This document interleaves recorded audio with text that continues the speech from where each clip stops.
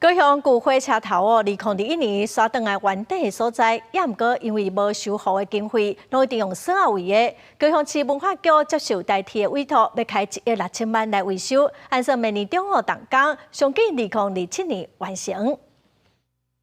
1941年兴建的高雄旧火车头，对空中看过去，日本建筑风格厝顶外形就亲像一顶皇帝帽啊，也有人叫其地冠车头，真正配合铁路地下化捌刷走。2021年才阁刷回来原地所在，但是新的高雄火车头伫去年已经启用啊。讲要修复的旧火车头，所以一直卡伫咧经费，甲打4块链等拢也用锁啊围掉咧，无法度开放。民众拢敢来当远远啊翕相，感觉真可惜。我们这几天都一直在用那个高雄的车站，所以我们刚刚就没有走到这里，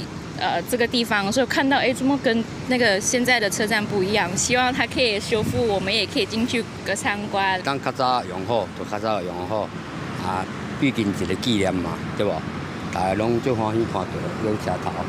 这唔知几年我嘛唔知啦。代替因为欠缺历史建物的修复经验，因此有找高雄市文化局合作。文化局表示，这个修复计划去年9月份已经完成，总经费拢总爱1亿6千万。目前计划针对硬体部分来做，除了涂骹面的地坪爱全部定做，内外壁面嘛爱定油漆以外，这摆上大的挑战就是厝顶所使用的一寡砖啊、甲遐，有可能爱对日本进口。内外墙也需要重新去漆。较特别是当中有部分的砖瓦必须重新开模或从日本定制进口，因为当中有许多装饰工法以及材料都相当的精致，也成我们这次修复的一个重要的挑战。文化局表示，代替第3月份已经将计划送去给文化部审查，如果一切顺利，下半年经费通过，明年中开始动工，按算2027年就会当完工。到时也甲代替来讨论，将旧火车头做多元的运用，可以加做一个活的文化资产空间。记者柯家族赵阳高雄场报道。